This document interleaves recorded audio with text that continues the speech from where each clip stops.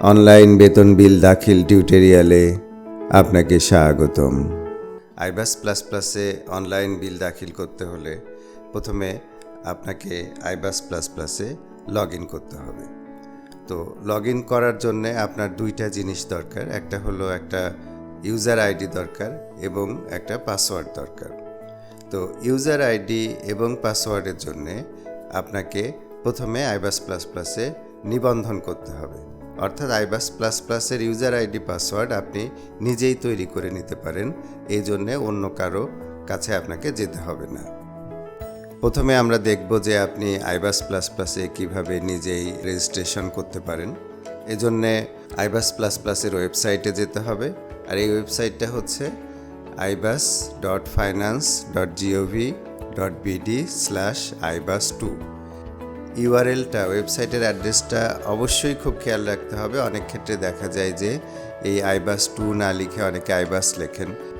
অনেক সময় দেখা যায় যে আইবাস প্লাস প্লাসের এই ওয়েবসাইটের অ্যাড্রেসটা ভুল হওয়ার কারণে অনেক ক্ষেত্রে আইবাস প্লাস প্লাসের অন্য ভার্সনে বন্ধন হয়ে যায় এবং তখন তারা লগ ইন করতে পারেন না। ফলে এই ibas2 এই অংশটা অবশ্যই খুব কেয়ারফুলি দেখতে হবে। আইবাস প্লাস প্লাসের লগ ইন স্ক্রিনে গেলে নিচের দিকে একটি লিঙ্ক রয়েছে, রেজিস্টার ইয়োরসেলফ। আপনি নিজে নিজেই এই লিঙ্কে ক্লিক করলে রেজিস্ট্রেশন করতে পারবেন। এই লিঙ্কে ক্লিক করার পর আপনার সামনে নতুন একটা পেজ আসবে। এই পেজ থেকে আপনি সেলফ রেজিস্ট্রেশন করতে পারবেন। প্রথমে যে ঘরটা আছে দেখেন, সেখানে আছে ইউজার আইডি।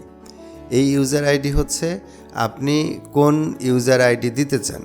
আপনার একটা ইউজার আইডি আপনি নিজেই ঠিক করে নিতে পারেন এবং ইউজার আইডিটা দেওয়ার পরে নিচে দেখা যাবে যে এই ইউজার আইডি অন্য কেউ অলরেডি নিয়ে নিয়েছে কিনা। যদি কেউ এই আইডিটা ইতিমধ্যে না নিয়ে থাকে তাহলে দেখাবে ইউজার আইডি ইজ অ্যাভেলেবল, আর যদি কেউ নিয়ে থাকে তখন দেখাবে user ID is not available.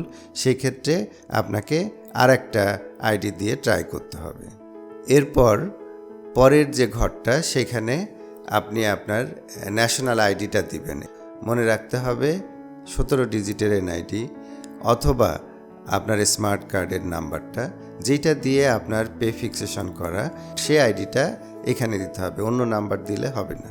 যারা ডিফেন্স সাইডে রয়েছেন তারা তাদের ডিফেন্স নাম্বারটা এখানে দিবেন প্রিফিক্স সহ এবং তার মাঝে হাইফেন বা স্পেস ছাড়া।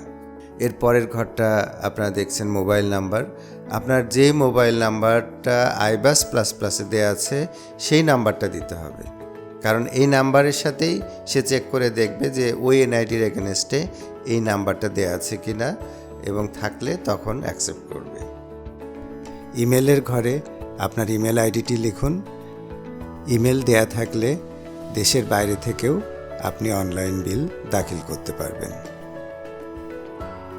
নিচে যে ক্যাপচাটা দেখাচ্ছে সেই ক্যাপচাটা দিতে হবে এবং এরপরে রেজিস্টার প্রেস করলে আপনার সব তথ্য যদি ঠিক থাকে তাহলে রেজিস্ট্রেশন হয়ে যাবে এবং আপনার মোবাইলে এই যে এরকম একটা SMS পাবেন। এরপর আপনার সামনে লগ ইন স্ক্রিনটা চলে আসবে। আপনার মোবাইলে SMS এর মাধ্যমে দেখবেন যে আপনার ইউজার আইডি এবং পাসওয়ার্ড দুটোই আসছে। এই ইউজার আইডিটা ইউজার আইডির ঘরে দিবেন আর পাসওয়ার্ডটা পাসওয়ার্ডের ঘরে দিবেন। দিয়ে এই যে ক্যাপচা এন্ট্রি করার পর লগ ইন বাটনে ক্লিক করলে আপনার পাসওয়ার্ড চেঞ্জের অপশনে নিয়ে যাবে। যেহেতু এই পাসওয়ার্ডটা আপনি দেননি, এটা সিস্টেম জেনারেট করেছে, ফলে প্রথমবার যখন আপনি লগ ইন করবেন তখন অবশ্যই এই পাসওয়ার্ডটা চেঞ্জ করে তারপরে লগ ইন করতে হবে। আপনারা দেখছেন যে চেঞ্জ পাসওয়ার্ড স্ক্রিনটা এসে গেছে। এক্সিস্টিং পাসওয়ার্ডের ঘরে আপনাকে SMS করে যে পাসওয়ার্ডটা পাঠানো হয়েছে এই পাসওয়ার্ডটা এন্ট্রি করুন এবং নিউ পাসওয়ার্ডের ঘরে আপনার পছন্দ মতো একটা পাসওয়ার্ড এন্ট্রি করুন। এই পাসওয়ার্ডটা আবার এন্ট্রি করুন কনফার্ম করার জন্যে এবং তারপর আপনি চেঞ্জ বাটনে ক্লিক করুন। এই চেঞ্জ বাটনে ক্লিক করলে আপনার সেলফ রেজিস্ট্রেশন প্রক্রিয়াটা সম্পন্ন হয়ে গেল এবং আপনি আইবাস প্লাস প্লাসে লগ ইন করে গেলেন। আইবাস প্লাস প্লাসে লগ ইন করলেই আপনি প্রথমে একটা ড্যাশবোর্ড দেখতে পাবেন এবং এখানে যে যে বিল আপনি দাখিল করেছেন সেই বিলগুলোর সর্বশেষ অবস্থা এখানে আপনি দেখতে পাবেন যে ওই বিলটা অ্যাপ্রুভ হয়েছে কিনা, বিলটা অ্যাপ্রুভ হলে ইএফটি হয়েছে কিনা ইত্যাদি সব কিছু আপনি দেখতে পাবেন। এরপরে আসুন আমরা দেখি কিভাবে আপনি অনলাইনে বেতন দাখিল করবেন। অনলাইনে বেতন বিল দাখিল করার জন্যে স্ক্রিনের বাম দিকে তাকান, দেখেন অনলাইন পে বিল সাবমিশন মেনু রয়েছে এবং এই মেনুতে ক্লিক করলে আরেকটা পেজ আসবে অনলাইন বেতন বিল সাবমিশনের।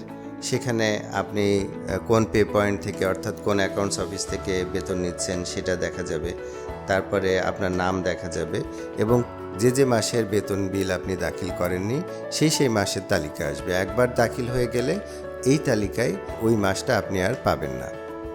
মাসটা সিলেক্ট করার পর আপনি গো প্রেস করলে আপনার আইবাস প্লাস প্লাসে যে তথ্য সংরক্ষিত আছে তার ভিত্তিতে একটা বেতন বিবরণী স্বয়ংক্রিয়ভাবে তৈরি হয়ে আসবে। এখানে কিছু কিছু আইটেম আপনার পরিবর্তন করার অপশন রয়েছে। সেটিংয়ে ক্লিক করে আপনি এই আইটেমগুলো পরিবর্তন করতে পারেন। আর এর বাইরের কোনো আইটেমের যদি পরিবর্তন করতে হয় তাহলে আপনাকে আপনার হিসাবরক্ষণ অফিসে যোগাযোগ করতে হবে। ধরেন আপনি দেখলেন যে আপনার একটা ভাতা এখানে নেই বা একটা ডিডাকশান এখানে নেই, তাহলে হিসাবরক্ষণ অফিসে যোগাযোগ করতে হবে। সেটিংয়ে ক্লিক করার পরে যে তথ্যগুলো আপনি পরিবর্তন করতে পারবেন তার একটা তালিকা আসবে এবং সেগুলো এডিট করে আপনি আবার সেভ করতে পারেন। এরপর আপনি যখন দেখলেন যে আপনার এই বেতন বিলটা সঠিক রয়েছে তখন আপনি সাবমিট বাটনে ক্লিক করেন। সাবমিট বাটনে ক্লিক করলে আপনার মোবাইলে একটা মেসেজ আসবে, একটা ওটিপি আসবে, ওয়ান টাইম পাসওয়ার্ড আসবে। সেই পাসওয়ার্ডটা একটা নাম্বার, ওই নাম্বারটা আপনি মোবাইল থেকে দেখে এই বক্সে সেটা এন্ট্রি করে দিন। এবার ওকে প্রেস করলে আপনার বেতন বিল দাখিল হয়ে গেল এবং আপনাকে একটা টোকেন নাম্বার জেনারেট করে দিবে। যেই বিলটি আপনি দাখিল করলেন সেই বিলের একটা রিপোর্ট চলে আসবে। এই রিপোর্টটি আপনি প্রিন্ট করেও রাখতে পারেন অথবা এটা ডাউনলোড করেও রাখতে পারেন। বিলটি আপনার কাছে না রাখলেও সমস্যা নেই, কারণ পরবর্তীতে যে কোনো সময় আইবাস প্লাস প্লাসে লগ ইন করে আপনি এই বিলটি আবার দেখে নিতে পারেন। এখন দেখি যে আইবাস প্লাস প্লাস থেকে আপনি আপনার নিজের বেতন বিল সংক্রান্ত কী রিপোর্ট আপনি তৈরি করতে পারেন। রিপোর্ট তৈরি করার জন্যে আপনাকে রিপোর্টস মেনুতে যেতে হবে এবং সেখানে দেখবেন অনলাইন পে বিল রিপোর্টস নামে একটা মেনু আছে। সেই মেনুতে গেলে আপনি পে বিলের যে রিপোর্টগুলো আছে সেগুলোর তালিকা পাবেন। যেমন এখানে আপনি দেখতে পাচ্ছেন যে details of my online pay বিল, এই একটা মেনু রয়েছে। এই মেনুতে ক্লিক করলে আপনি যে বিলটা সাবমিট করলেন ওরই পেপার ফর্মে যেমন আসে ঠিক সেইভাবে রিপোর্টটা পেতে পারেন। একইভাবে আপনি আপনার জিপিএফ অ্যাকাউন্ট স্লিপ পেতে পারেন বা জিপিএফ সাবলেজার পেতে পারেন। সাবলেজারে বিস্তারিত দেয়া থাকে যে কোন মাসে আপনার কত টাকা সাবস্ক্রিপশন বাবদ কাটা হয়েছে, কত টাকা অ্যাডভান্স রিপেমেন্ট বাবদ কাটা হয়েছে, এটা ডিটেল দেয়া থাকে। আপনি একইভাবে আপনার ঋণ ও অগ্রিমের সাবলেজার পেতে পারেন। তারপরে আপনি যতগুলো বিল অনলাইনে দাখিল করেছেন তার একটা তালিকা পেতে পারেন। আপনার ফেস্টিভ্যাল বিলের তালিকা পেতে পারেন। পুরো বছরের পেমেন্ট এবং রিকভারি কতটা, কোন কোডে কোন মাসে কত টাকা আপনাকে পেমেন্ট করা হয়েছে, কত টাকা আপনার কাছ থেকে কর্তন করা হয়েছে সেইটার একটা রিপোর্ট আপনি পেতে পারেন। এবং সবশেষে প্রেসক্রাইব ফর্মে আপনার ইনকাম ট্যাক্সের স্টেটমেন্টটাও এখান থেকে পেতে পারেন। উৎসব ভাতার বিল দাখিল করার জন্য একই প্রক্রিয়ায় যেতে হবে। অনলাইন ফেস্টিভ্যাল বিল সাবমিশন মেনুতে ক্লিক করলে উৎসব ভাতার বিলের পেজটি আসবে এবং এখানে আপনি কোন উৎসবের বিল দাবি করছেন সেটি এখান থেকে নির্বাচন করে দিলে বিস্তারিত আসবে এবং একই প্রক্রিয়ায় আপনি উৎসব ভাতার বিলও দাখিল করতে পারেন।